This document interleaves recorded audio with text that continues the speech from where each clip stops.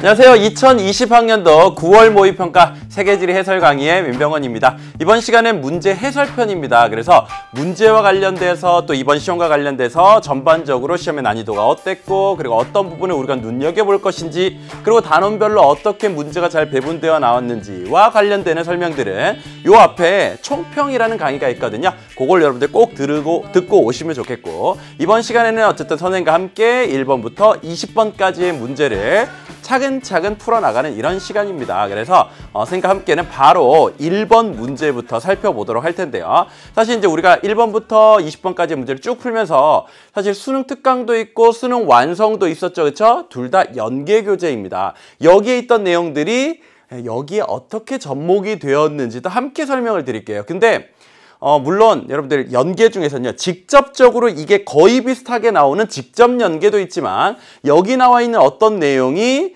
은근히 녹아 들어가 있는 이런 간접 연계도 있단 말이죠. 근데 간접 연계를 여러분들이 별로 그렇게 체감하지도 못하고요. 이게 연계라고? 뭐 이렇게 생각하는 경향도 좀 있기 때문에 선생님이 직접적으로 아주 중요하게 연계된 부분들 위주로 설명을 해드리도록 하겠습니다. 자, 그러면 1번 문제부터 같이 풀어보도록 할까요? 자, 1번 문제는 민쌤과 함께 공부하는 학생들은요, 누구나 나올 것으로 예상하고 있는 고지도 문제이고요. 자, 가는 바빌로니아 점토판 지도죠.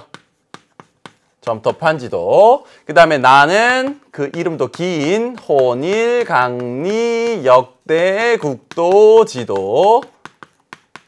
자, 요거는 언제쯤 만들어졌었나요? BC 600년경. 엄청 오래됐습니다. 그렇죠? 그리고 요거는 조선 전기에 해당하는 1402년 요렇게 알려져 있죠. 1402년 요거는 BC 600년경. 자, 이 가지도 뭐 우리가 선생님과 함께 뭐 수능 개념부터 학습을 하셨던 학생들은요, 이 지도도 엄청 크게 들어가 있고요. 빨간색, 파란색, 여기는 뭐고 이거는 뭐고 따박따박 다 공부를 하셨을 겁니다. 그렇죠? 그렇게 공부했던 학생들은요, 적어도 요 중심부에 뭐가 들어가 있다 정도는 확실히 알고 있어요. 그렇죠? 이게 바로 그 당시에 중요한 도시국가인 바빌론이라는 것이 위치하고 있고, 자, 이 지도에서는요, 이 가운데 커다란 이게 바로 뭡니까? 중국이죠. 중국. 그리고 여기 조선 들어가 있고요. 요게 일본이었죠. 그리고 인도가 요쯤에 있고, 아라비아 반도, 그리고 아프리카, 유럽이 들어가 있는 거였어요. 여기에 아라비아 반도가 있다라는 것, 그게 이 문제를 푸는 데 있어서 중요한 거였습니다. 자, 기억부터 볼게요. 가의 중심에는 아테네가 있다라고 했습니다.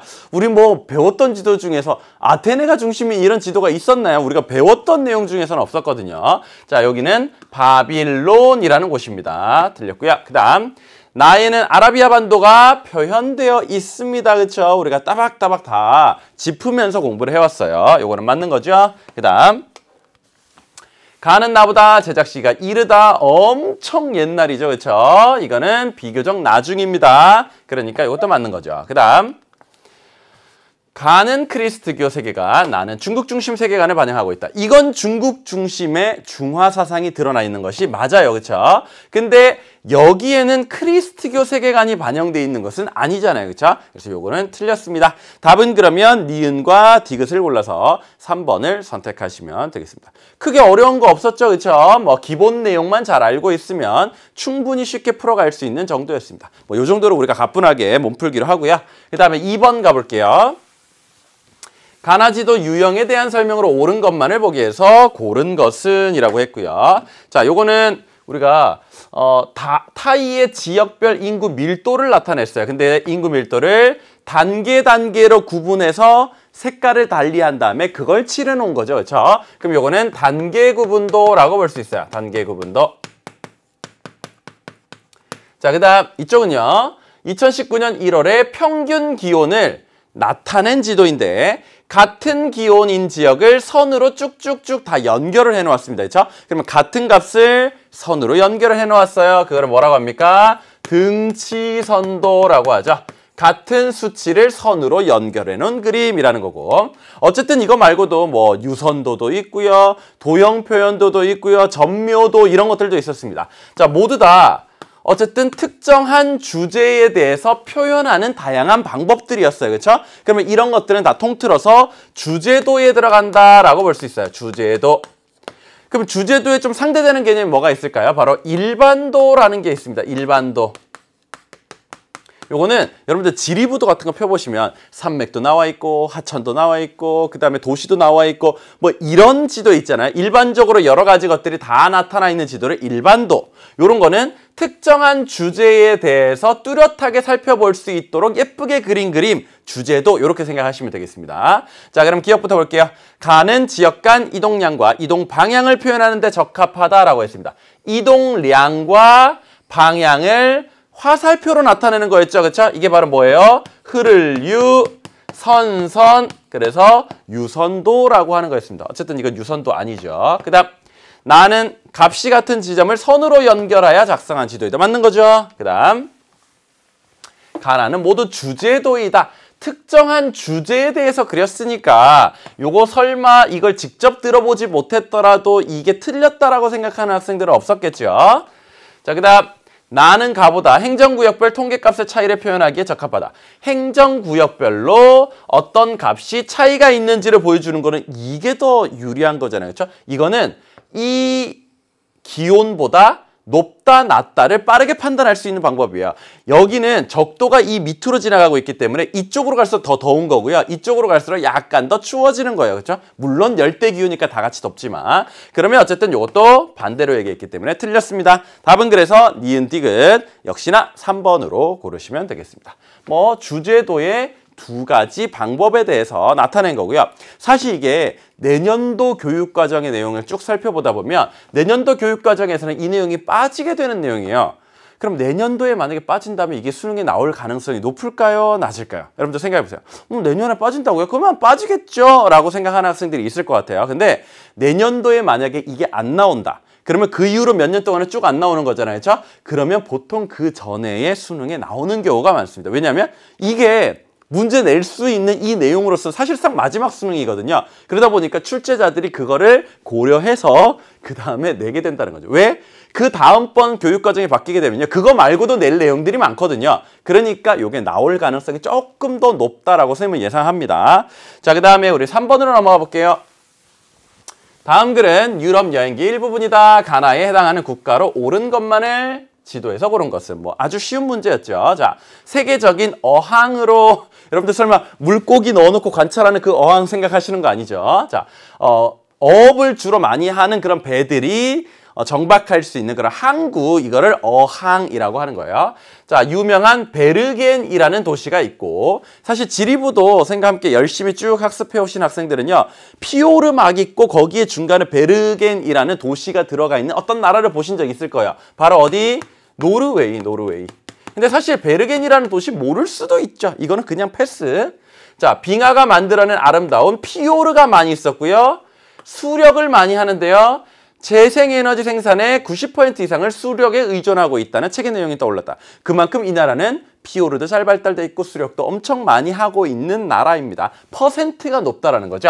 그럼 이게 바로 뭐? 나와 있는 나라 중에서는 노르웨이가 딱 들어올 겁니다. 노르웨이는 B가 되네요. 그 다음 화산과 온천 이런 것들이 나타나고요. 그 다음에 관광객들이 인기 있는 이곳에 도착했다. 수도 레이캬비크. 이런 것도 지리부터 열심히 봐온 학생들은요. 레이캬비크? 그럼 당연히 아이슬란드지. 이렇게 해가지고 문제풀이 시간을 단축할 수도 있어요. 어쨌든 여러분들 시간이 되실 때 꼬박꼬박 지리부도를 많이 봐두는 것이 이런 문제 풀 때 훨씬 더 유리합니다. 자, 근처에 있는 지열발전소도 둘러보았는데 이 나라의 재생에너지 생산의 70% 이상을 지열이 차지한다. 그러면 이들 중에서 뭔가 화산 활동이 활발하게 일어나는 어떤 나라를 찾으면 되죠. 그게 바로 뭐예요? 아이슬란드가 있잖아요. 자, 아이슬란드는 여기에서는 A가 되어 있네요. 자, 그럼 봅시다. A는 아이슬란드죠. B는 노르웨이고요. C가 덴마크죠. 그 다음에 D는 아일랜드. 자, 그럼 답은 B와 A를 순서대로 연결하기만 하면 됩니다. 그러면 2번으로 고르시면 돼요. 아주 쉬운 문제였습니다. 왜냐면 에너지 자원과 관련돼서는 우리가 어렵게 문제 나올 줄 알고 엄청 디테일한 자료까지 다 심학습을 해놨거든요. 근데 문제는 딱 싱겁게 신재생 에너지 요 정도 수준에서 끝났습니다. 자, 그 다음 4번으로 또 바로 넘어갈게요. 자, 다음 자료의 가마에 대한 설명으로 옳지 않은 것은 이라고 했습니다. 자, 9월 모의평가가 여러분들이 느끼기에 약간 조금 어렵게 느껴지는 걸 이라고 생각이 들 수가 있었을 것 같아요. 왜냐하면 여러분들이 늘 기출에 쫄쫄쫄쫄 이렇게 풀어봤던 그런 유형과는 약간 다른 형태의 문제들이 여러 개가 보입니다. 그러면 학생들이 충분히 풀어서 맞출 수 있는 수준의 문제이지만 느끼기에는 어렵게 느껴요. 근데 그런 게 하나, 둘, 셋, 네 개 이 정도만 돼도 이번 시험 너무 어려웠어. 나 잘 본 거 맞을까? 이렇게 생각한다라는 거죠. 네. 자, 어쨌든 이 4번 문제도 약간 그러한 내용이에요. 왜냐하면 답은 쉽게 나오는 편입니다. 쭉 다 읽어보면 답은 나와요. 근데 여기 나와 있는 자료가 여태까지 보지 못했던 유형의 이런 자료이고 거기다 내용이 좀 복잡하게 들어가 있다 보니까 뭔가 맞게 풀긴 했는데 찜찜한 느낌? 그런 느낌 아시죠? 네, 그런 느낌을 많이 남게 했던 이런 문제입니다. 자, 어떤 은행의 런던 본사와 뉴욕 도쿄 지사래요. 본사는 런던에 있습니다. 이게 중요한 거예요. 그리고 뉴욕과 도쿄에는 지사가 있는 겁니다. 자, 이 은행은요, 어쨌든 도쿄에서는 이런 시간대까지 근무를 하는 거고요. 그 다음 런던에서는 여기서 문 열어서 이까지. 그리고 뉴욕에서는요, 여기서 문 열어서 여기까지 영업을 한다라는 거죠. 그러니까 사실상 조금의 이런 빈 시간대들 빼고는 쫙 다 연결되는 거나 마찬가지인 거죠. 자, 그럼 한번 봅시다. 서머타임 고려하지 않았고요. 정보통신기술의 발달로 국가별 시차를 활용해 기업을 운영하는 것이 가능해졌다. 이런 식으로 어떤 한 기업이 여기 이렇게 뭔가 지사를 두고 운영을 하게 되면 업무가 뭔가 이렇게 연속적으로 가는 것 같은 이러한 느낌으로 운영을 할 수가 있을 거 아닙니까? 실제로 여기서 뭔가를 한 다음에 그 다음 이쪽으로 넘겨주고 또 그러면 이어받아서 여기서 뭔가를 한 다음에 그 다음 넘겨주고 그럼 여기서 업무를 한 다음에 그 다음 넘겨주고 이러면 사실상 요만큼의 근무 시간을 24시간으로 늘리는 것 같은 이런 효과를 가져온다는 거죠. 이런 거를 업무 연속성이라고 얘기할 수 있어요. 자, 그러면 1번 봅니다. 가는 인도에서 콜센터 산업이 성장하게 된 배경 중에 하나이다 라고 했습니다. 자, 인도에서는요, 첨단 IT 산업이 많이 발달해 있었고 특히 이제 콜센터 같은 것들도 많이 발달해 있게 되었는데 요게 특히 어느 나라 기업에 투자를 많이 받았다고요? 미국 기업에. 왜냐하면 미국의 특히 이제 실리콘밸리 있는 쪽과 인도 쪽이 거의 낮과 밤이 반대로 되어 있어요. 그러면 미국 기업에서 만약에 콜센터 요거를 미국에서 운영을 한다라고 봤을 때는요, 미국 사람들이 근무할 수 있는 시간까지죠. 그렇죠? 근데 미국 사람들이 이제 근무를 하지 않는 그 밤 시간에 인도가 낮이기 때문에 인도에서 그걸 열면요, 24시간씩 이렇게 돌릴 수 있는 이러한 업무 연속성을 가질 수 있게 되는 거 아닙니까? 그래서 미국 기업이 인도에다가 콜센터를 많이 열게 되었다는 거죠. 특히 인도 사람은 영어를 쓸 줄 아니까 그런 면에서 업무 연속성 이런 것들이 훨씬 더 효과가 좋았을 겁니다. 자, 요건 맞고요. 그 다음 나는 최상위 계층 세계 도시에 속한다라고 했는데 뭐가요? 도쿄, 런던, 뉴욕 요거 많이 했었죠. 그러면 최상위 세계 계층 도시 맞고요. 세계 도시의 계층. 그 다음 다는 이 은행이고요. 런던에서 핵심적인 의사결정 기능을 수행한다라고 했습니다. 왜? 런던에 뭐가 있으니까요? 본사가 있으니까요. 그럼 맞고요. 그 다음 라에 해당하는 시간은 낮 12시다 라고 했습니다. 12시 네, 갑자기 그 노래가 생각이 나지만 이거는 밤 12시 아니고 낮 12시예요. 자, 여기서 일단 한번 보겠습니다. 라에 뭐라고 해놨냐면요.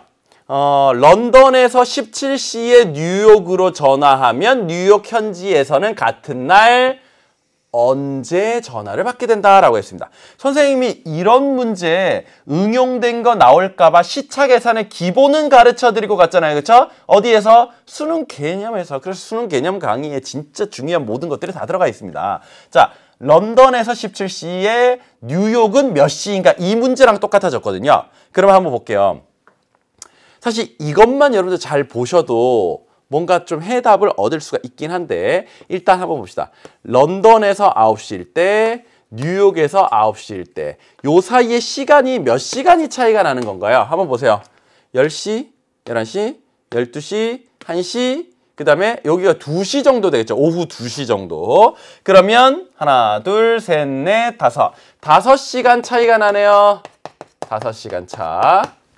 자, 근데 런던이 동쪽에 있는 거니까 빠른 거고요. 그렇죠? 그 다음에 뉴욕이 서쪽에 있는 거니까 느린 겁니다. 그렇죠? 그럼 뉴욕이 느리다. 그 다음에 런던, 도쿄 쪽이 이렇게 빠르다라고 볼 수 있죠. 그럼 빠른 거는 플러스의 개념, 느린 것은 마이너스의 개념이라고 했습니다. 그러면 결국은 런던이 17시일 때는요. 뉴욕은 이게 몇 시가 되는 건가 한번 보세요. 여기서도 사실 우리가 답을 찾을 수 있거든요. 10시, 11시, 12시가 됐네요. 그렇죠? 그럼 이거에서도 알 수 있고 아니면 17시에서 5시간을 빼면 12시 역시 또 나옵니다. 그렇죠? 그래서 이건 12시가 맞는 거야. 마치 굉장히 어려운 문제 푼 것 같지만 어쨌든 답은 나왔어요. 그러니까 여러분들 뭔가 모르게 좀 찜찜한 느낌이 들었던 거죠. 더 어려울 줄 알았는데 생각보다는 쉬워서. 자, 그 다음 마지막 5번. 자, 많은 회계, 법률, 자문, 마케팅 등이고요. 세계적인 금융 중심지에 이런 업체들이 많이 발달해 있는데 이런 업체들은 기업체들을 대상으로 서비스를 주로 제공하는 거죠. 전형적인 뭐예요? 기업체를 대상으로 하는 생산자 서비스업에 해당한다라고 해야죠. 그러니까 앞에서 1, 2, 3, 4, 5번 다소 긴가 민가 하면서 왔는데 5번에서 딱 답이 아닌 것이 티가 났어요. 그래서 답은 5번이 되겠습니다. 자, 이런 문제는 푸는데 약간 시간이 오래 걸렸고 여러분들 찜찜하게 풀긴 했어도 답은 명쾌하게 나오는 이런 문제였어요. 단지 시간을 조금 잡아먹었을 뿐입니다. 자, 그 다음 우리 넘어가서요. 5번 문제 볼게요. 자, 히랄다 탑이 있습니다. 자, 이 성당은 여기에 대표적인 건축물로 12세기 건설된 이슬람 사원을 헐고 16세기 새로 지었는데요. 하지만 이 성당에 있는 히랄다 탑의 경우 몸체는 이슬람 양식인데요. 그 위에 카톨릭 양식을 얹어가지고 두 개가 융합됐다라고 합니다.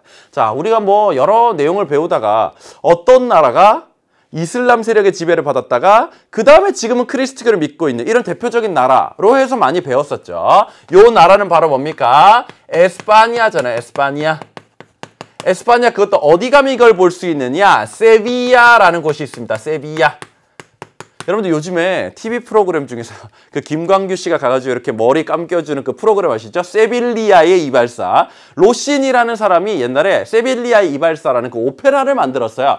그 제목에서 착안해서 정말 우리나라에 있는 뭐 이발사와 미용사 이런 사람을 데려가서 거기서 머리를 깎게 해보면은 그 사람들의 반응이 어떨까 뭐 이런 것들에 대해서 촬영을 하는 게 그 프로그램이잖아요. 그죠? 자, 거기에 있는 세빌리아. 요게 이제 좀 이렇게 스페인어식으로 세비야 이렇게 되거든요, 발음이. 그래서 요게 세비야. 거기 가면 볼 수 있는 대성당. 거기에 서 있는 탑, 히랄다 탑. 네. 자, 요렇게 돼 있는 겁니다. 결국 그러니까 에스파냐는 옛날에 이슬람 세력의 지배를 받았었다라는 거. 그다음 지금은 카톨릭이다라는 거. 그러면 가는 에스파냐. 그다음 인근에 있는 나의 쿠투비아 모스크 첨탑. 요걸 딱 보니까 나라는 확실히 그 주변에 있는데 이슬람교를 믿을 것 같네요. 그렇죠? 자, 그러면 지도에 나와 있는 나라 중에서 뭐가 해당될 수 있어요? 바로 모로코가 있죠. 자, 그러면 요거 두 개를 찾아내시면 됩니다. 자, 요 문제 보시고 나 이거 어딘가 본 것 같은데 말 못하겠어. 왜? 기억은 잘 안 나니까. 네, 어디선가 많이 봤어요. 그렇죠? 요게 거의 똑같이 나와 있습니다. 정말 깜놀할 정도로 똑같이. 수능 완성 51페이지 3번 문제에 가면요. 요 밑에 나와 있는 보기가 완전히 똑같습니다. 완전히. 자, 그리고 그때도 사실 문제가 요게 정답이었던 문제였던 거죠. 선생님도 다시 한번 쑥 둘러 훑어봤거든요. 자, 한번 보겠습니다. 일단 여기서 가는 요색, 나는 이 색으로 지금 칠해져 있는 거고요. 여기는 말레이시아와 인도네시아가 나와 있는데 둘 다 이슬람교라서 이건 아닌 거예요. 그렇죠? 그 다음 여기서는 인도, 스리랑카입니다. 여기는 힌두교, 여기는 불교라서 또 안 되는 거죠. 자, 여기 에스파니아 있고요. 그 다음에 모로코 있습니다. 여기는 지금은 카톨릭, 옛날에 이슬람 세력의 지배를 받았고 지금 이슬람교. 그러니까 이게 답이 되는 거죠. 그 다음 4번 여기는 이집트, 여기는 사우디아라비아, 요거는 둘 다 이슬람교라서 또 안 되는 거죠. 그 다음 영국, 프랑스. 둘 다 크리스트교라서 또 안 되는 거죠. 그래서 답은 3번이 되겠습니다. 요거는 수능 완성 문제 풀어보셨던 학생들은 금방 쉽게 찾을 수가 있었을 거예요. 자, 그 다음 6번으로 가보겠습니다. 뭐 이런 문제 많이 풀어봤었고요. 기출에 비해서 그다지 어려운 편은 아닙니다. 뭐 수능 특강 109페이지 1번 문제랑 사실 좀 유사하게 생겼어요. 왜냐면 요거 두 개가 똑같고 여기서 나라가 요쪽에 아마 칠해져 있었을 건데 사실상 물어보는 스타일이나 내용 자체가 거의 비슷하잖아요. 그렇죠? 자, 한번 보겠습니다. 맨 위에는 스웨덴이 있죠. 스웨덴. 그 다음에 밑에는 터키 있고요. 그 다음에 이쪽으로 가면 수단, 차드, 니제르, 말리, 모리타니까지 가거든요. 그럼 여기는 말리가 되겠네요. 말리. 자, 어쨌든 선진국, 개발도상국, 저개발국 이렇게 나눠서 살펴볼 수가 있죠. 자, 이쪽으로 와봅니다. A는 총 인구가 엄청 많지는 않은데요. 중위 연령이 매우 높습니다. 그러면 저출산 고령화가 심하다라는 얘기네요. 그렇죠? 그럼 요게 바로 뭡니까? 스웨덴. 그 다음 B는 총 인구가 많아요. 그렇죠? 5천만 명보다 훨씬 더 많은데요. 실제로 보면 한 8,200만 명 이 정도가 된다라고 해요. 최근 기준으로. 인구가 기본적으로 좀 많고 그 다음에 이거와 이거의 중간에 들어가 있으니까 개발도상국 정도이지 않을까? 이렇게 개발도상국. 자, 이렇게 추정을 해볼 수 있죠. B가 바로 터키. 그 다음 C를 보니까요. 합계 출산율이 무진장 높습니다. 7명에 근접하는 이런 거는 아프리카 국가에서나 나올 법한 수치죠. 이게 바로 밑에 나와 있는 말리. 아이들이 너무 많기 때문에 중위 연령이 매우 밑으로 내려가 있다는 것을 알 수가 있습니다. 자, 그러면 1번부터 볼게요. 자, A는 높은 출생률로 인해 산하 제한 정책을 추진하고 있다.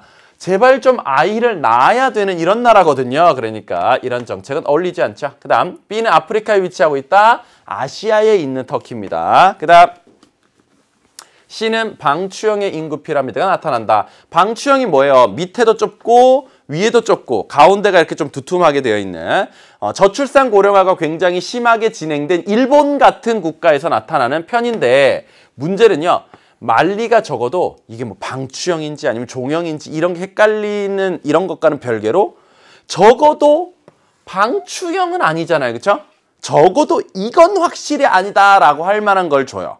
자, 이런 데는요. 어린아이들이 너무 많거든요. 그렇죠? 그러면 피라미드형이 나오죠. 보통은. 근데 뭐 피라미드형에서 살짝 더 가서 이렇게 종형에 약간 비슷한 느낌으로 갔을 수도 있죠. 그렇죠? 근데 적어도 방추형은 아니니까. 아닌 건 확실히 아닌 걸로 줍니다. 왜냐하면 정답 12가 걸릴 수 있으니까 그 경계에 있는 애매한 거 이런 거 절대 주지 않아요. 네. 그다음 A에서는 인구 과잉 문제가, C에서는 노동력 부족 문제가 나타난다. A는요. 노동력이 부족할 수 있고요. 이런 데서 이제 인구가 너무 빨리 불어나는 이런 문제가 있죠. C는 B보다 유소년 인구 부양비가 높다라고 했습니다. 유소년층이 비율이 굉장히 높은 거죠. 유소년 부양비가 높을 수밖에 없습니다. 답은 그래서 5번으로 선택하실 수가 있겠네요. 뭐 요 문제는 뭐 늘 많이 풀어봤던 이런 문제 유형 바로 넘어갈게요. 자, 그다음 7번도 여러분들이 연계가 되었구나를 정말 뼈저리게 느낄 수 있는 부분이에요. 왜냐하면 여기 나와 있는 표가 거의 그대로 나와 있거든요. 근데 수능 완성 이렇게 39페이지에 있는 2번 문제의 자료거든요. 그 문제를 풀어본 학생과 안 풀어본 학생은 꽤나 큰 차이가 있었을 것 같습니다. 왜냐하면 한 번 연습된 사람과 이거 처음 보고 그제서야 막 해나가기 시작한 사람은 문제 풀이 속도에서도 차이 나고 뭔가 자신감, 그다음 뭔가 이 불안감 이런 거에서 큰 차이가 생기잖아요. 그죠? 자, 한번 보겠습니다. 각 대륙 지역에서 해양으로 유입되는 하천들의 연평균 총 유량을 나타낸 것이다. 옳은 것은 남아메리카, 그 다음에 아프리카, 유럽 중 하나이고 A에서 C는 대서양, 인도양, 태평양 중 하나이다 라고 했습니다. 일단 나와 있는 데서부터 여러분들 차근차근 잘 출발해야 됩니다. 보세요. 북극해로 흘러 들어가는 이러한 대륙에 하천이 있다라는 겁니다. 그러면 아시아 대륙에서는 북극해로 이만큼이 흘러 들어간다라는 겁니다. 그 다음 북아메리카에서도 이만큼이 흘러 들어갑니다. 근데 오세아니아는 당연히 북극해와는 완벽히 멀기 때문에 그렇죠? 그러니까 당연히 없는 거죠. 그 다음 이런 대륙도 없는 겁니다. 근데 유독 가는 북극해로 흘러 들어가는 것이 조금 있어요. 자, 보세요. 남미, 아프리카, 유럽 중에서 북극해랑 맞닿아 있는 대륙이 뭐밖에 없어요? 유럽밖에 없거든요. 유럽. 얘네들은 전부 다 저 적도 부근이거나 아니면 남쪽으로 내려가 있잖아요. 그렇죠? 남반구로 내려가 있기 때문에 유럽이 와야 맞습니다. 그러면 일단 하나는 우리가 클리어를 했고, 자, 유럽 대륙에 있는 하천들은요, 전부 이쪽 바다로 많이 흘러 들어간다라고 했습니다. 자, 유럽에 있는 하천들은 이쪽 바다. 그 다음 북아메리카에 있는 하천들도 이쪽 바다로 많이 흘러 들어갑니다. 자, 여러분들 생각해 보세요. 유럽은 위로는 북극해가 있고 옆으로 뭐가 있나요? 옆으로 뭐가 있어요? 바로 대서양이 있잖아요. 그렇죠? 그럼 이거는 대서양이 와야 돼요. 대서양. 그러고 나서 생각해 보니까 북아메리카에 있는 특히 이제 유명한 큰 하천이 미시시피 강이 있잖아요. 그게 이제 멕시코만으로 해서 대서양으로 가잖아요. 그렇죠? 그러니까 이만큼의 물이 간다라는 거거든요. 하나하나 차근차근 알아내야 됩니다. 그다음 아시아에 있는 하천은요. 이쪽으로 또 많이 가고 요거로도 굉장히 많이 갑니다. 아시아 쪽의 주요 하천들은요. 주로 어디 쪽으로 가나요? 인도양으로도 가겠지만 태평양 쪽으로 또 엄청 많이 갈 거거든요. 자, 그리고 오세아니아에 있는 하천들도 북아메리카에 있는 하천들도 태평양 쪽으로 많이 가겠죠. 그렇죠? 그러면 C가 태평양이 될 것 같아요. 그렇죠? 그러면 이게 자동으로 인도양이 되지 않을까? 근데 이렇게 한두 개로만 알아내면 좀 불안하잖아요. 그렇죠? 그러니까 다른 것도 맞아 떨어지는지를 우리가 검사는 해봐야 되겠죠. 수학적으로. 자, 오세아니아 대륙도 우리 호주가 이렇게 있으면요. 이쪽 바다는 뭡니까? 인도양이고요. 이쪽 바다가 태평양이잖아요. 호주를 기준으로 해서. 그러니까 이거 가능한 거죠. 그렇죠? 그 다음 나가 아까 뭐라고요? 여기서 나하고 다를 우리가 알아내야 되겠네요. 자, 나를 보니까 대서양으로 주로 되게 많이 들어가고 인도양으로도 들어갑니다. 근데 여러분들 생각해보세요. 남아메리카는 인도양하고는 거리가 멀잖아요. 그렇죠? 남아메리카가 있으면 이쪽은 태평양, 이쪽은 대서양이니까. 근데 여기는 인도양으로 들어가는 게 있으니까 이게 바로 뭐라는 겁니까? 아프리카라는 거죠. 아프리카는 인도양이 동쪽에 위치하고 있으니까. 그렇죠? 그다음 다는 자동적으로 뭐가 되겠어요? 남아메리카가 되겠죠.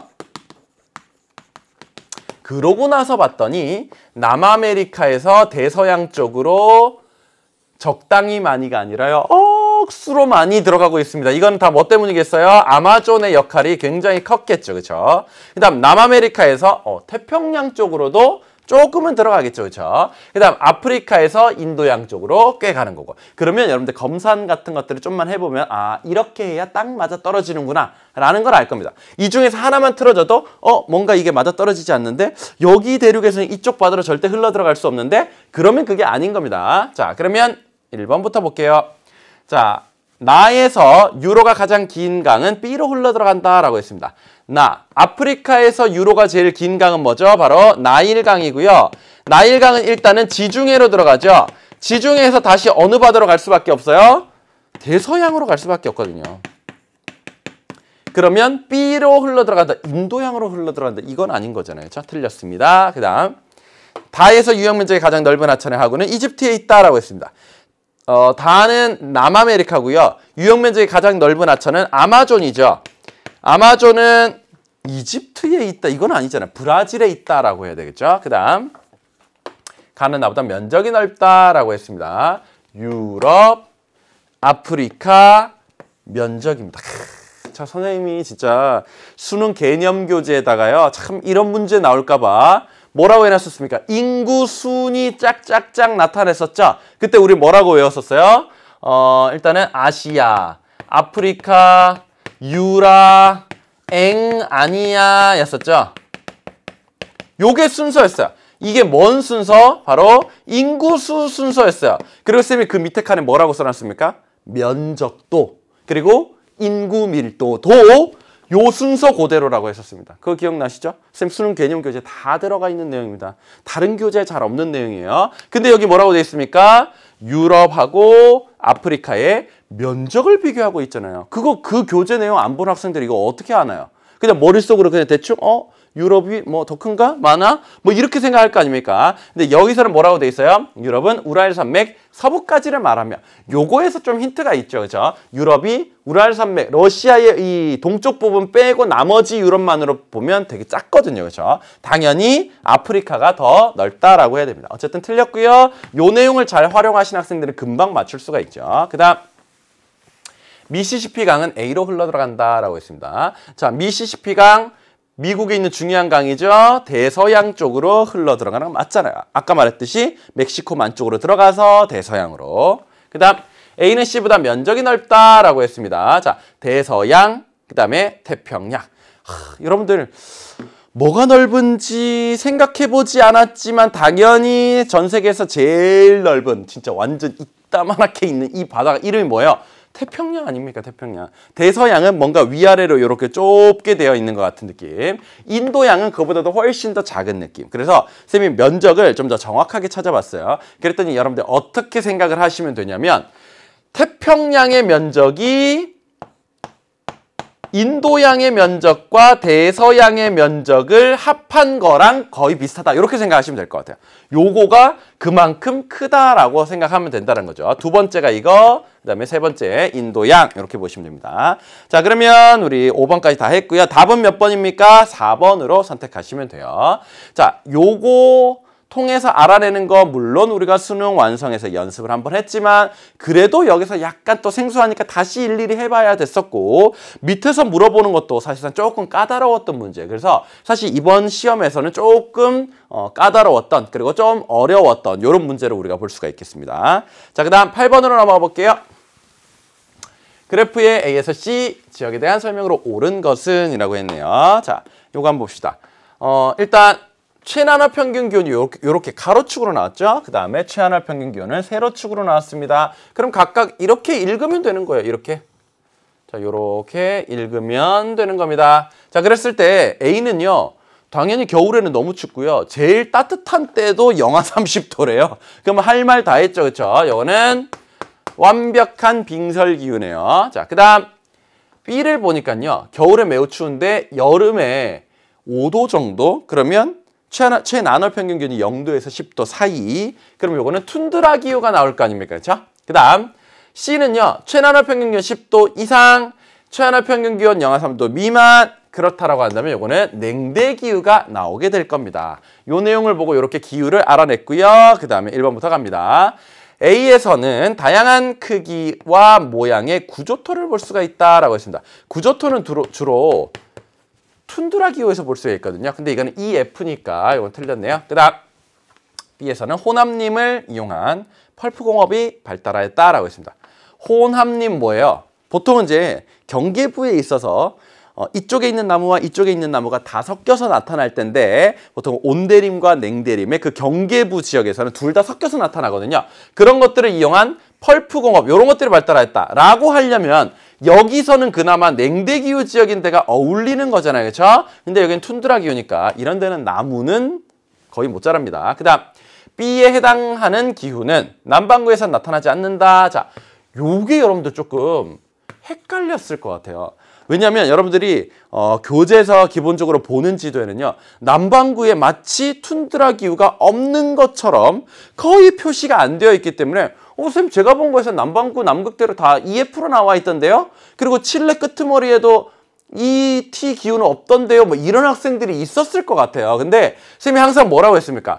충격 이래놓고 남반구에는 뭐가 없다? 남반구에는 냉대기후가 없다. 이거는 강조해드린 적이 있어요. 근데 남반구에 툰드라 기후가 없다. 이런 말을 한 적이 없습니다. 다만 지도에서 너무 조그만 범위이기 때문에 그게 거의 우리 눈에 잘 보일락말락하게 이렇게 표현되어서 여러분들이 혹시나 이거를 맞다라고 생각하고 넘어갔을까 봐 염려되어서 말씀드리는 거예요. 남반구에는 냉대 기후는 나타나지 않지만 툰드라 기후는 남극 대륙의 그 바닷가 가장자리 이런 데는 나타납니다. 네. 그 다음 C에서 현재 기후 환경에서 라테라이트 토양이 발달한다라고 했는데 라테라이트 토양은 열대 기후에서 나타나잖아요. 근데 보다시피 다 추운 지역이거든요. 그렇죠? 전혀 관련이 없죠. 그 다음 C는 A보다 기온의 연교차가 크다.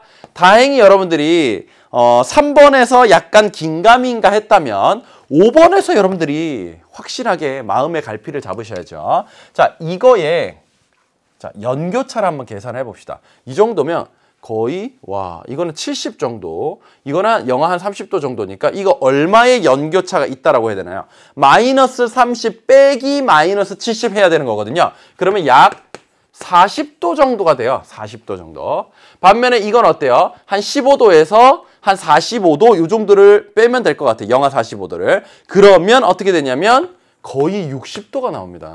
냉대기후가 그래서 이 연교차가 어마어마하게 크거든요. 그러면 C는 A보다 기온의 연교차가 크다. 여기서 직접 계산을 하면 되는 거기 때문에. 그러면 답은 맞는 걸 골라서 5번이 되는 겁니다. 이것도 역시나 그래요. 문제 다 풀어왔는데 뭔가 찜찜해. 근데 끝에 가면 답은 나와. 그러니까 풀어놓고 내가 맞게 해놓고도 뭔가 찜찜한 상태로 그냥 넘어가야 되는 거죠. 이런 문제가 많을수록 문제가 어렵게 느껴진다니까요. 답은 나와놓고. 네.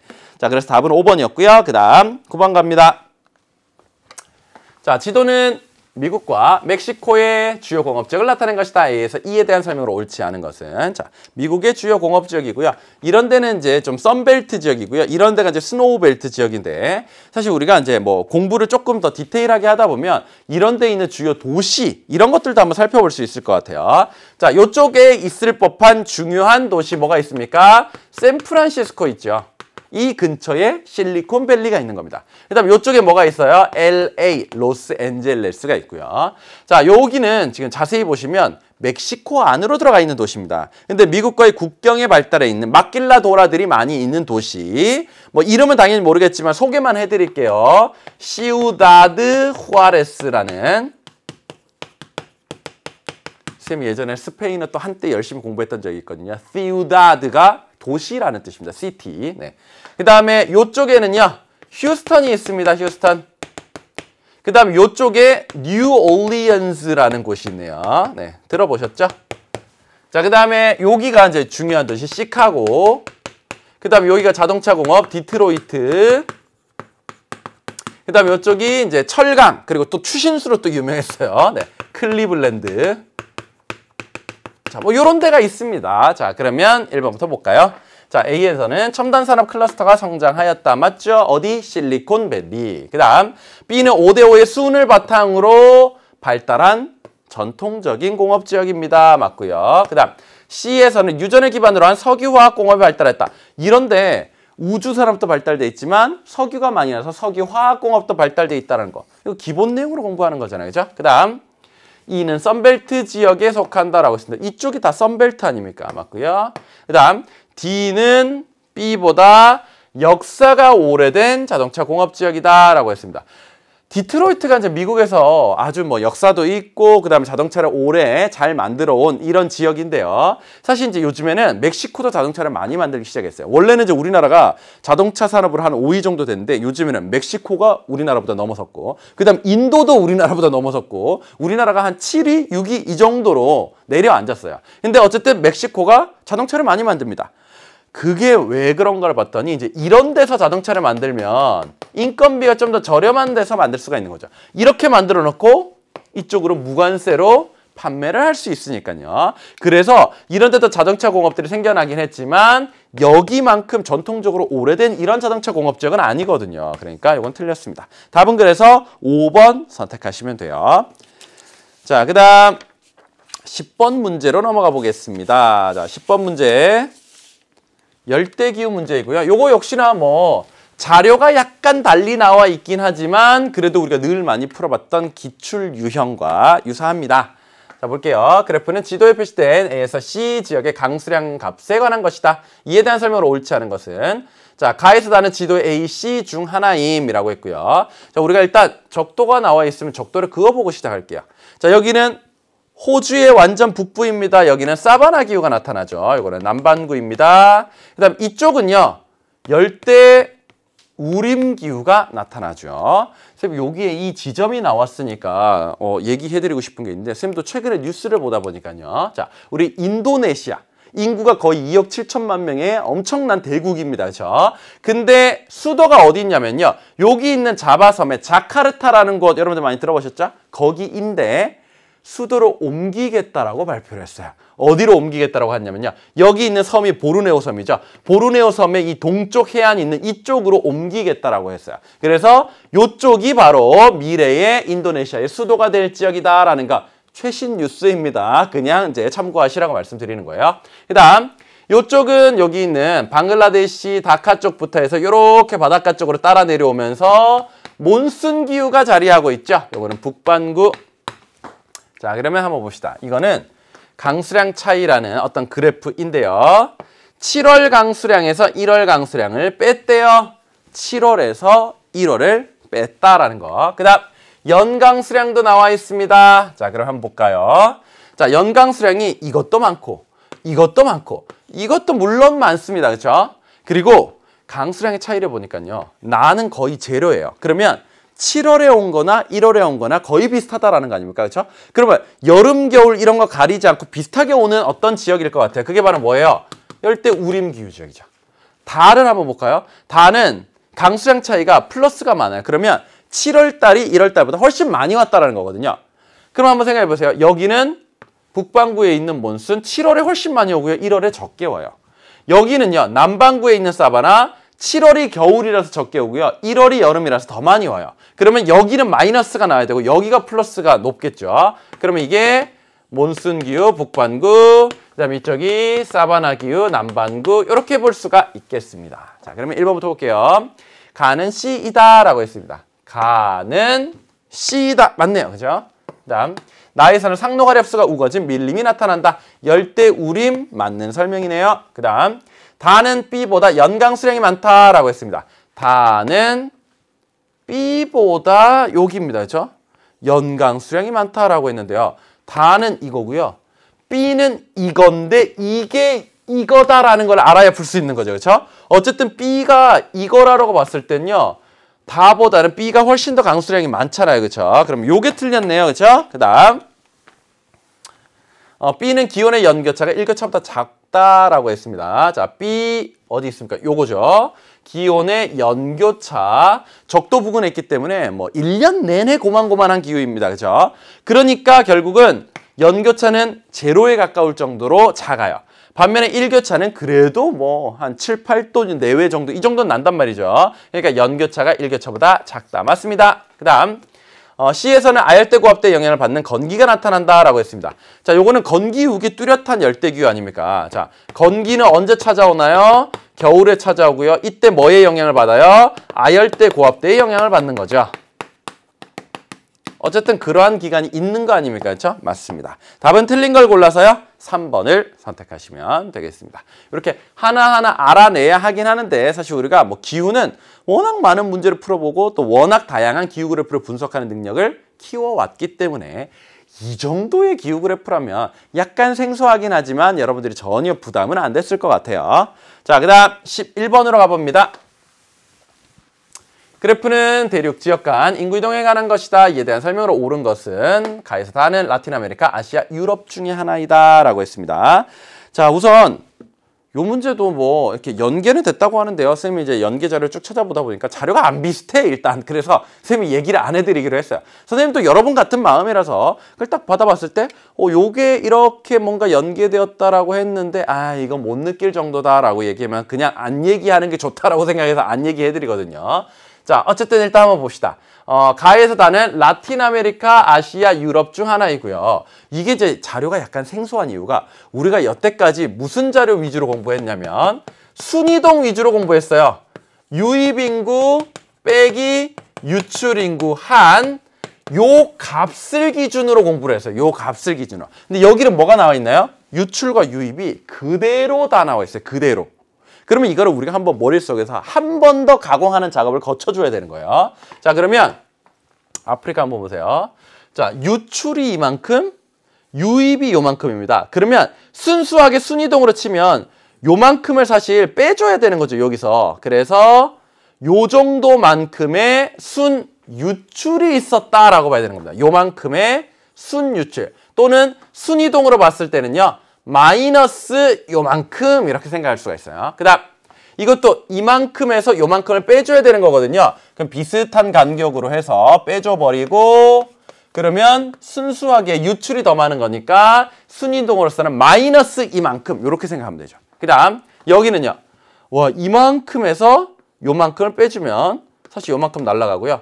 뭐 이거 두 개 사실 비슷해 보입니다. 그렇죠? 어쨌든 뭐 요거랑 요거 크게 차이 많이 안 나는 수준 유출이 더 많아요. 근데 여기는 유입도 꽤 있고 이렇게 돼 있는 거 보니까 결국 여기는 유출량 자체가 너무너무 많은, 순이동으로서는 비슷해 보이지만 유출 자체가 너무너무 많은, 그리고 아시아의 일부 국가들은 사람들이 딴 데서도 들어오잖아요. 그렇죠? 그럼 요게 바로 아시아, 이게 미국으로 엄청 많이 들어가고 있는 라틴 아메리카, 요렇게 보시면 된다는 거죠. 그 다음 여기서는요, 유입이 더 많고 이만큼 유출이니까요, 요만큼을 우리가 제거해 준다고 생각했을 때 순이동은요, 플러스 요만큼, 이렇게 생각할 수 있죠. 플러스 요만큼.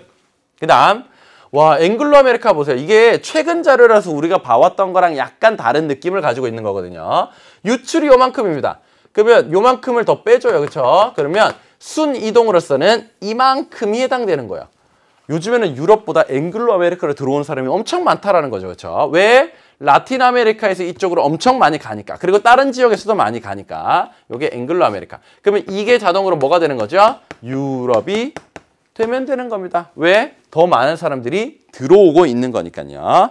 자, 그러면 다 알아냈고요. 1번부터 갑니다. 가는 라틴 아메리카 아니죠. 가는 아프리카보다 세계 인구에서 차지하는 비율이 높다라고 했는데 아시아가 제일 많은 거니까 맞는 거죠. 그 다음, 다로 유입되는 인구는 나에서 가장 많이 온다라고 했는데 유럽으로 들어가는 사람들은요, 라틴 아메리카에서 많이 들어가는 건 아니죠. 유럽은 주로 아시아나 아프리카 쪽에서 많이 들어가고 있는 거기 때문에 틀렸습니다. 아시아의 유입 인구는 유럽의 유입 인구보다 많다라고 했습니다. 아시아의 유입 인구, 유럽의 유입 인구, 유럽이 훨씬 더 많잖아요. 그 다음, 라틴 아메리카의 유출 인구는 아프리카의 유출 인구보다 적다라고 했습니다. 자, 라틴 아메리카의 유출 인구 이만큼이네요. 아프리카의 유출 인구보다는 훨씬 더 많다라고 해야 되는 거죠. 어쨌든 틀렸습니다. 답은 그래서 맞는 걸 골라서 2번. 요 자료가 약간 생소했다라는 거, 순이동의 개념으로 바꾸려면 이렇게 접근하시고요. 최근 자료라서 우리가 조금 지나갔던 자료 봐왔던 거에 비해서는 최근 트렌드가 약간 반영되어 있는 형태, 이렇게 보시면 되겠습니다. 자, 그 다음 12번 가볼게요. 다음 글의 밑줄친 기억, 미음에 대한 설명으로 옳은 것은, 자, 161개국 청소년들은 지구온난화에 대한 어른들의 보다 많은 관심을 요구하며 소셜 네트워크 서비스를 활용한 금요일 시위에 참여하고 있다. 자, 지구온난화로 인해서 남극 빙하의 두께가 두꺼워지면 좋게요. 얇아지니까 문제죠. 얇아진다. 그 다음 이 시위는 2018년 스웨덴의 한 청소년이 정부의 온실가스 배출량을 줄일 것을 요구하며 시작되었고 이후 해시태그 운동으로 발전해 전 지구적으로 퍼져나가게 되었다. 자, 온실가스 배출량을 줄이기 위해서 람사르 협약이 체결되었네요. 람사르 협약은 뭐 하자는 겁니까? 습지를 보존하자라는 거잖아요. 습지를 보존하자, 보호하자.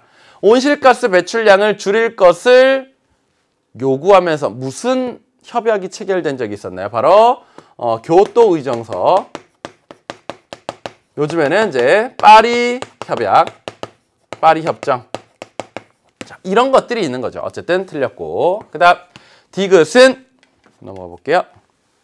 자, 국제적인 환경 문제에 대처하는 환경장관회의다라고 했습니다. 그린피스는 우리가 비정부 기구라고 하잖아요. 그렇죠? 그러면 환경장관회의 이런 거는 완전히 좀 국가 간의 뭔가 협약, 정부 기구 간의 협력 이런 것들이기 때문에 아니죠. 자, 방콕에 위치한 타이 외교부 앞에 모여 아세안은 쓰레기장이 아니다라는 팻말을 들고 시위를 주도하였다라고 했습니다. 아세안은 단일 통화를 사용하는 경제협력체이다라고 했는데 단일 통화를 사용하는 건 유럽연합이 있고 아세안은 아니거든요. 네. 여기서 쌤은 좀 놀라운 가능성을 봤습니다. 왜냐하면 그간 몇 년 동안이나요, 시험 문제 안 나왔던 지역경제협력처 내용이 드디어 나왔습니다. 네, 축하. 네. 사실 왜 그런지는 쌤이 중간중간 말씀해드렸는데 기억나시죠? 2014년에 좀 큰 사태가 있었어요. 바로 지역경제협력체 문제가 나왔는데 자료가 뭔가 약간 이렇게 좀 이렇게 오해가 있을 만하게 제시가 되면서 엄청 큰 문제가 되었어요. 그 이후로 몇 년 동안이나 모의평가 수능에서 단 한 번도 나오지 않던 내용이었는데 여기에 드디어 아세안이라고 하고 지역경제협력체 내용이 나오게 된 거예요. 네, 어쨌든 요거는 이제 좀 다른 내용과 약간 살짝 끼워 넣어서 단독으로 아직까지 내기엔 조금 부담스럽지만 다른 내용에 살짝 얹어서 갈 수 있는 정도는 내겠다. 이러한 움직임으로 볼 수가 있습니다. 자, 어쨌든 요거는 아니죠. 그 다음 유해 폐기물의 국가 간 이동을 제한할 것을 촉구했다. 이게 바로 무슨 협약이에요? 바젤 협약. 그래서 환경 협약은 꼬박꼬박 잘 알아놔야 되는 거예요. 요거는 유해 폐기물 국가 간의 이동은 안 된다라는 거였습니다. 답은 그래서 5번 선택하시면 되겠네요. 자, 그 다음 13번 문제 갑니다. 자, 이번 9월 모의평가에 정말 하이라이트. 예, 짜잔! 네, 이 문제입니다. 와, 문제 자체가 이게 어마어마한 문제입니다. 와, 선생님이 아무리 여러분들에게 위도와 경도로 파악하기, 이거를 많이 연습시켜 드렸다고 해도 이 문제는 좀 어려웠습니다. 왜냐하면요, 선생님도 항상 얘기했잖아요. 어딘가에는 백지도 한 장은 들어가 있으니까 거기다가 우리가 선긋기를 해가지고 찍어보면 나와 라고 했거든요. 그러고 나서 선생님이 앞뒤로 4장을 다 찾아봤어요. 진짜 근한 백지도 한 장은 안 들어가 있어요. 아마 그 문제 출제하시는 분들이 민쌤이 그 선긋기 해가지고 이렇게 위도 경도 파악하기 연습을 많이 시켜준 줄을 알고 그런 지도를 싹 다 치운 걸로 보입니다. 그래서 결국은 이런 식으로 굉장히 헷갈리는 지도를 한 장 줘놓고 이 지점들 여기다 찍어 가보면서 이게 맞는지 틀리는지를 확인해 보라는 이런 문제입니다. 어쨌든 이 문제도요, 하나하나 풀어갈 때는 굉장히 불편한 마음으로 풀어가야 됩니다. 왜냐하면 내가 지금 하고 있는 게 맞나? 이런 생각이 들지만 결국 또 답은 또 신기하게 아, 이거겠구나 라고 해서 확신하고 찍을 수 있는 정도의 그런 문제였다고 볼 수가 있어요. 자, 일단 보겠습니다. 여기에 이 바깥쪽의 선이 적도고요. 바깥쪽의 선이 적도. 그 다음에 요 안쪽이 90도인 거죠. 그러면 여기서부터 간격을 착착착착착 여러분들 계산해서 나오시면 됩니다. 그 다음 여기가 경도가 0도. 그러면 이쪽이 동경 90도. 이쪽이 서경 90도. 이쪽은 180도가 그냥 자기네들끼리 만난다 이렇게 생각하시면 되죠. 그러면 보세요. 얼마나 이거 진짜 까다롭게 하려고 이런 식으로 문제를 제시를 했다라는 거죠. 네, 일단 우리가 그분들의 노고를 일단은 우리가 잘 받아들이면서 마음을 잘 가라앉히고 한번 찾아보도록 하겠습니다. 자, 일단 진앙지 34도 북위 45도 동경 한번 찾아봐야 되겠네요. 45도 동경이면 요 언저리쯤에 있을 것 같아요. 그렇죠? 요 언저리쯤에 선. 그 다음에 34도 정도 되냐면요. 이게 적도고 여기가 90도니까 한 3분의 1 지점 어디 있는 요 언저리쯤 될 것 같아요. 요 언저리쯤. 자, 그럼 이게 브레고리에 속한 지역이다. 맞나요? 브레고리는 환태평양 조산대를 얘기하는 거잖아요. 여기는 알프스 히말라야 조산대 뭐 이쪽 부근이긴 할 것 같아요. 근데 적어도 이건 아니에요. 그렇죠? 일단 하나 클리어.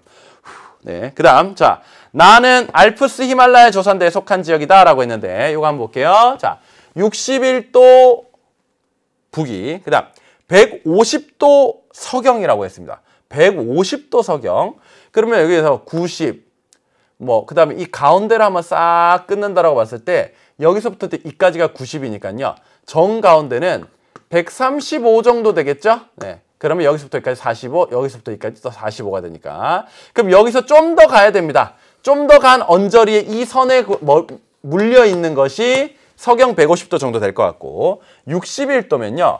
이게 적도, 그 다음 이게 30도, 이게 한 60도 이 언저리쯤 갈 것 같아요. 그죠? 여기가 한 30도, 그 다음에 요쪽이 한 60도 이 정도 될 것 같아요. 그러면 요 언저리쯤 있을 것 같습니다. 요 언저리쯤. 선생님도 찾아보니까 그 알래스카 그 언저리쯤이더라고요. 알프스 히말라야 조산대에 속하나요? 이거는 환태평양 조산대에 이렇게 속하는 거잖아요. 그렇죠? 어쨌든 또 아닙니다. 네, 아니에요. 네. 그 다음 세 번째. 다는 두 개의 대륙판이 서로 충돌하는 지역이다 라고 했습니다. 다 한번 볼게요. 14.8도 북위, 92.3도 서경이라고 했습니다. 그럼 92.3면 거의 이 선에 비슷하겠네요. 그렇죠? 그리고 14.8이면요. 여기서 약간 더 올라오면 거의 멕시코 남부에 있는 이쪽입니다. 자, 두 개의 대륙판이 충돌하는 지역인가요? 여기는 태평양판과 그 다음에 여기 북아메리카 쪽에 있는 판, 이게 서로 충돌하는 거기 때문에 이거는 아닙니다. 그 다음 라는 새로운 지각이 형성되어 분리되는 지역이다 라고 했습니다. 94도 동경이면 요 언저리겠네요. 그렇죠? 그 다음에 거의 30도 정도입니다. 그러면 요 언저리쯤일 것 같아요. 그렇죠? 그럼 히말라야 산맥이 있는 그쯤? 자, 새로운 해양지각이 형성돼 분리되는 거 아니에요. 그렇죠? 그러니까 한번 보세요. 하나하나 알아내면서 너무 시간도 오래 걸리고 내가 지금 맞게 푸는지 모르겠지만 근데 하나하나 하다 보니까 이거는 아니구나. 이거는 또 우리가 확실히 알 수 있게 되는 그런 문제였고요. 그 다음 대륙판과 해양판이 만나는 지역이다 라고 했습니다. 자, 35도 북위, 140도 동경이라고 했습니다. 그러면 요렇게 가운데를 끄면 135도 정도 된다고 했잖아요. 140도면 그 언저리쯤 있겠죠. 그 다음에 우리나라 제주도가 33도 정도 되잖아요. 그럼 그 언저리쯤. 이건 일본이잖아요. 일본은 대륙판과 해양판이 만나는. 드디어 답을 찾아냈습니다. 이 어려운 문제. 네. 이렇게 쭉쭉쭉쭉 오다 보니까 그래도 답은 또 신기하게 나오는 이런 문제였어요. 그렇죠? 어느 정도는 확실하고 찍을 수 있는 이런 문제. 답은 5번이었습니다. 상당히 까다롭게 내려고 많은 노력을 기울였습니다. 그분들이. 자, 그 다음 14번 문제로 갈게요. 지도는 분쟁 지역의 일부를 나타낸 것이다. A에서 E에 대한 설명으로 옳은 것은 이라고 했네요. A는 남수단이죠. 남수단. 그 다음에 B는 이스라엘 팔레스타인 분쟁 지역이죠. 네. 그 다음 C는 카스피해 분쟁 지역. D는 카슈미르 지역이죠. 카슈미르. 그 다음에 E는 스리랑카. 자, 하나씩 살펴보면서 설명해 드릴게요. 1번 봅니다. 자, A는 아랍계로부터 독립하여 수립된 국가이다 라고 했습니다. 자, 남수단은 원래 그냥 수단과 한 나라였었잖아요. 그렇죠? 근데 이 수단하고 남수단은 문화적으로 굉장히 큰 차이가 있었습니다.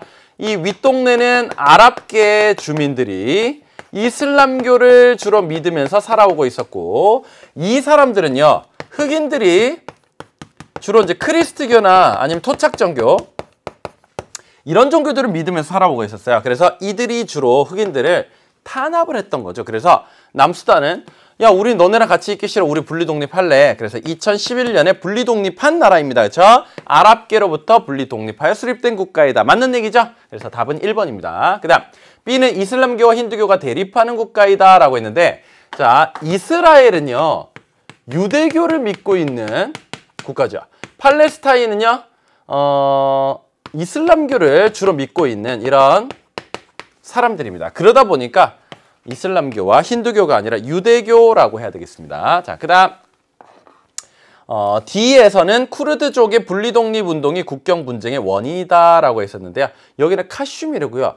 쿠르드족은 이쪽이잖아요. 그렇죠? 뭐 터키, 시리아, 이란, 이라크에 있는 이쪽 지역입니다. 어쨌든 이건 아니고 카슈미르는 누구와 누구의 갈등입니까? 바로 파키스탄과 그 다음에 인도의 영유권 분쟁 지역이고 파키스탄은 이슬람교 그리고 인도는 힌두교이기 때문에 갈등이 생긴 거였죠. 그 다음 E에서는 분쟁 당사자는 시아파와 수니파이다 라고 했는데 스리랑카는 왜 싸우게 되었나요? 자, 인도 쪽에서부터 건너간 타밀족은 힌두교를 주로 믿어요. 그 다음에 원래 살고 있던 싱할리족 또는 싱할라족 이 사람들은 불교를 주로 믿고 있습니다. 이들 간의 갈등이거든요. 시아파, 수니파의 갈등이 아닙니다. 그 다음 분쟁 당사국의 수는 D가 C보다 많다라고 했는데 이쪽은 2개죠. 여기는 5개 국가입니다. 어떤 나라인지 한번 볼게요. 여기가 러시아, 카자흐스탄, 그 다음 여기 우즈베키스탄은 여기에 그 연해 있는 이 나라는 아니에요. 이쪽이 투르크메니스탄, 그 다음 여기가 이란, 그 다음에 여기가 아제르바이잔. 자, 요런 나라들이 있었습니다. 그러니까 어쨌든 D가 C보다는 적다라고 해야 되겠네요. 답은 그래서 1번으로 선택하시면 되겠습니다. 기본 내용만 잘 알고 있으면 다 풀 수 있는 문제죠. 그 다음 15번 갑니다. 자, 요것도 우리 뭐 건조기후 나타나는 지역에 특히 이제 사막이 형성된 곳의 그 형성 원인에 대해서 물어보는 진짜 기본 중에 기본인 문제입니다. 그렇죠? 자, 보겠습니다. A는 파타고니아 사막이네요. 요거는 뭐 때문입니까? 타골풍의 바람 그늘이죠. 그 다음에 B는 요거 무슨 사막이죠? 나미브 사막. 나미브 사막은 왜 생겼나요? 한류의 영향을 많이 받기 때문에. 그 다음에 C는 이 사우디아라비아 쪽에 있는 사막인데요. 이름이 룹 알할리 사막. 네, 룹 알할리. 자, 요거는 왜 그런 거예요? 이쪽이 전부 다 아열대 고압대 영향을 연중 많이 받는 지역인 거죠. 아열대 고압대. 그 다음에 이쪽이 이제 몽골과 중국의 그 국경 지역에 걸쳐져 있는 이 사막이고요. 고비 사막, 요거는 큰 대륙의 내부라서 그렇다라는 거. 자, 1번 봅니다. A는 타걸풍의 바람 그늘에 발달한 사막이다. 맞죠? B는 한류의 영향으로 대기가 안정되었다. 맞죠? 자, D는 해양으로부터 수증기를 공급받기 어려운 환경이다. 맞죠? 왜냐하면 큰 대륙의 내부에 있어서 수증기가 오다가 이런 바깥 지역에 다 비를 많이 뿌리고 이쪽에는 건조한 공기로 들어온다라는 겁니다. 그 다음 A는 C보다 아열대 고압대 영향을 강하게 받는다라고 했는데 이쪽은 여기보다 아열대 고압대 영향을 강하게 받나요? C는 강하게 받는데 이쪽은 아열대 고압대 영향이 오는 그런 위도대가 아닙니다. 그래서 틀렸고. 자, C는 D보다 연평균 기온이 높다라고 했는데요. C는 D보다 당연히 적도 가까이 쪽으로 가 있으니까 연평균 기온이 높죠. 자, 요거는 뭐 기본 내용 위주로 되어 있네요. 답은 4번 바로 넘어가도 될 것 같습니다. 자, 그 다음 16번 갑니다. 온대기후 문제이고요. 뭐 살짝 뭐 특이하게 출제되었다 싶지만 뭐 우리가 워낙 또 다양한 기후 문제들을 많이 풀어봤으니까 에휴 이 정도쯤이야 여러분들이 쉽게 적응할 수 있는 정도의 문제. 자, 다음 글은 여행 중 작성한 메모 내용이다. 가나에 해당하는 도시의 누적 강수량 그래프로 옳은 것만을 보기 위해서 고른 것은 자, 루브르 박물관에 들어가 모나리자를 본 후 정말 루브르 박물관 가면요 모나리자만 미친 듯이 찾아다니거든요. 진짜 모나리자 막 사람들 웅성웅성해가지고 딱 갔는데 생각보다 너무 작아서 놀람. 네, 그래서 약간 좀 허탈한 마음을 가지고 봐야 되는 것이 바로 루브르고 그 다음에 샹젤리제 아시죠? 네, 그 뒤에 가서 아무도 모르고 어쨌든 샹젤리제 거리를 그 샹젤리제 노래를 이렇게 부르면서 거닐입니다. 그래서 거리를 거닐다가 노천 카페에 잠시 앉아 아름다운 풍경을 즐기고 야경을 보러 에펠탑으로 가는 중이다. 에펠탑도요. 요즘에 그 야경 이런 걸 엄청 잘해놔서 막 반짝이 막 에펠탑 이런 것도 있고요. 막 조명이 막 이렇게 휘휘 도는 막 이런 것들도 있고요. 아주 예쁘게 잘해놨습니다. 어쨌든 여기는 파리가 되겠고요. 파리는 CFB 서안해양성 기후. 그 다음 인도양과 대서양이 만나는 이 도시는 희망성 Castle of Good Hope라고 되어 있네요. 아주 좋은 희망의 성이란 이런 뜻이다. 자, 성을 둘러본 후 바르톨로뮤 디아스가 발견했다고 알려진 아프리카 최남단 근처의 희망봉을 보려고 서둘러 가는 중이다. 희망봉 있는 아프리카의 제일 남서쪽에 있는 이 유명한 도시 이름 뭐죠? 바로 남아프리카 공화국의 케이프타운. 요거는 CS 지중해성 기후죠. 요건 남반구에 있다라는 것이 포인트. 자, 그럼 보겠습니다. 기억은요. 요렇게 강수량이 가는데요. 문제는 너무 적어. 한 250mm 약간 넘는 정도 수준. 이 정도라면 거의 BS 정도로 봐야 되는 거거든요. 그렇죠? 그러니까 어쨌든 이거는 안 될 것 같고 적어도 500 정도는 와줘야죠. 그러고 나서 다른 걸 보니까 다 500 정도는 넘어요. 근데 리을은 연중 고른 강수잖아요. 그럼 이게 CFB 서안해양성 기후에 딱 맞네요. 그죠? 그 다음 그럼 요거 두 개 중에 하나가 이제 CS에 딱 맞아 떨어져야 될 것 같은데요. 자, 이거 한번 보겠습니다. 여기는 적게 왔다가 갑자기 많이 왔다가 그 다음 적게 왔다가 근데 지중해성 기후 지역에서는요. 어느 계절에 비가 더 많이 왔나요? 겨울에 비가 더 많이 왔거든요. 그럼 이건 겨울이라는 거예요. 겨울이라고 한다면 이거는 무슨 반구에 있는 겁니까? 남반구에 있는 겁니다. 여기는 어때요? 이때 비가 많이 오고요. 적게 왔고요. 또다시 비가 많이 왔어요. 그렇다라고 한다면 이거는 어디에 있는 거다? 북반구에 있는 거다. 왜? 이게 겨울이니까.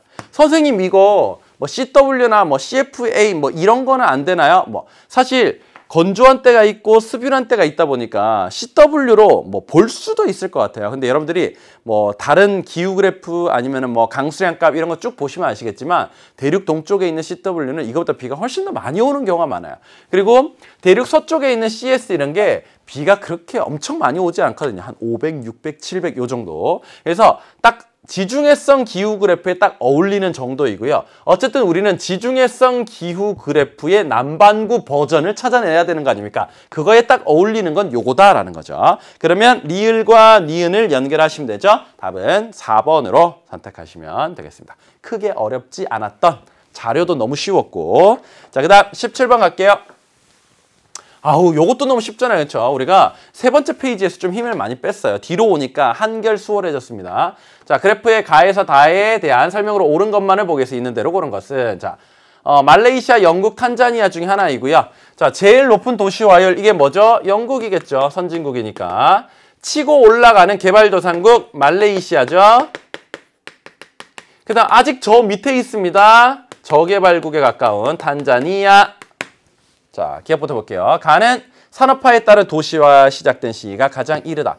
사실 영국이 산업화가 제일 먼저였잖아요. 그렇죠? 그러다 보면은 공장들이 도시에 주로 생기게 되고 사람들이 도시로 몰려 들어오는 그 도시화도 제일 일찍 시작됐다라고 볼 수가 있어요. 그다음 나는 2015년에 도시 인구가 촌락 인구보다 많다라고 했습니다. 2015년에 도시화를 보니까요. 와, 굉장히 높아졌어요.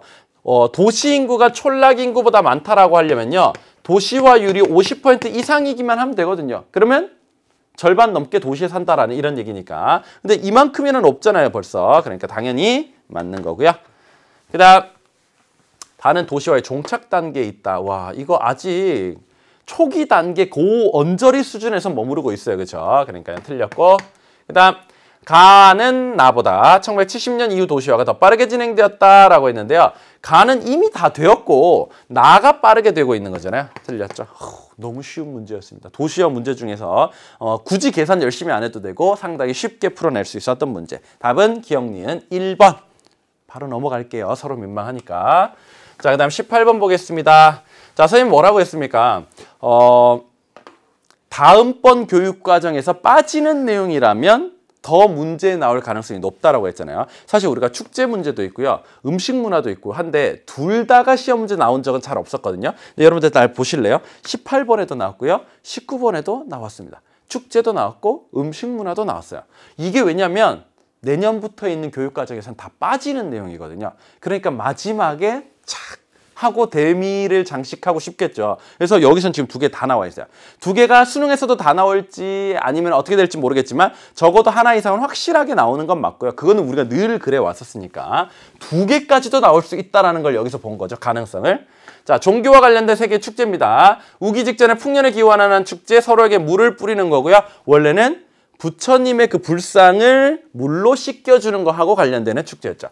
타이의 손끄란 축제. 네. 부처님의 불상을 물로 씻겨주는 거에서부터 유래된 축제. 네, 그렇게 볼 수가 있고요. 요거는 불교. 그 다음에 종교적인 금욕과 절제의 기간인 사순절. 사순절 이거 선생님이 심화형 강의할 때 여러분들에게 얘기해드린 적이 있는데 우리가 뭐 3월 초순, 중순, 하순 이렇게 표현하잖아요. 순자가 열흘 순자거든요. 근데 사는 넉사자입니다. 그러면 4번의 열흘 그러면 이게 며칠이죠? 40일이잖아요. 그렇죠? 크리스트교에서 40일이 의미하는 바가 있습니다. 예수 그리스도께서 광야에서 고난과 고초를 겪었던 그 긴 기간, 이게 바로 40일이거든요. 그러면 이때 예수님도 되게 힘들게 지내셨는데 내가 막 흥청망청 먹고 놀면 안 되겠죠. 그러니까 고난에 동참하는 의미로 나도 같이 절제를 한단 말이죠. 그러면 이 40일 사순절이 오기 전에는 야, 이제 곧 있으면 예수 그리스도의 이 40일에 나도 함께 동참을 해야 되는데 야, 그럼 그 전에 미친 듯이 먹고 좀 즐기자라는 거죠. 그러면 사순절이 이렇게 오면 그 앞에 즐기는 때 이걸 바로 카니발, 즉 사육제라고 한 거예요. 사육제. 원래 사육제는 고기를 사양하다라는 의미를 가지고 있는 건데 실제로 고기를 사양하는 거는 사순절에 하는 거고 그 앞에 우리가 좀 제대로 즐기는 축제 요거를 카니발이라고 보시면 되고요. 사육제라고 얘기하는 거예요. 그래서 생상스의 동물의 사육제 아시죠? 그게 바로 이런 의미에서 나오게 됐다는 거예요. 어쨌든 카니발이라는 거예요. 카니발. 자, 그럼 이거는 크리스트교하고 관련돼 있는 거죠. 이거는 카니발, 그 다음에 크리스트교. 그 다음 다 여러 신들 중 크리슈나 왠지 뭔가 이렇게 발음상으로 힌두교의 신 같은 느낌 안 드세요? 그렇죠?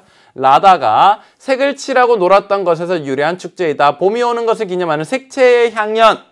뭐가 있었나요? 우리 힌두교 쪽, 인도 쪽에서 하는 홀리 축제 기억나시죠? 색깔 아름다운 그 물감과 가루를 막 던져가지고 막 온 동네가 또 온 사람이 알록달록해지는 이런 축제였습니다. 자, 그러면 1번부터 볼게요. 가와 관련된 종교는 라마단이라는 금식 기간이 있다라고 했는데 이건 이슬람교인데 위에서 이슬람교는 나온 적이 없네요. 그 다음 리우데자네이루와 베네치아의 대표적인 축제 중에 하나이다. 리우 카니발, 베니스 카니발 들어본 적 있죠? 그렇죠? 요 카니발이 바로 이런 크리스트교의 전통에서 나온 축제입니다. 그 다음 다와 관련된 종교는 보편 종교에 해당한다라고 했는데 힌두교는 민족 종교네요. 그 다음 가다와 관련된 종교는 주로 서남아시아로 전파되었다라고 했는데 불교는 동아시아, 동남아시아, 뭐 남부아시아 일부 지역 이렇게 전파가 됐고 힌두교는 남부아시아 쪽이죠. 이게 서남아시아는 아닙니다. 이쪽은 이슬람교. 그 다음 나다와 관련된 종교의 기원지는 현재 같은 국가에 속한다라고 했는데 크리스트교는 이스라엘 쪽이죠. 힌두교는 인도 쪽이잖아요. 같은 국가 아니거든요. 자, 그래서 답은 2번 생각하시면 되겠습니다. 자, 그 다음 19번으로 가볼게요.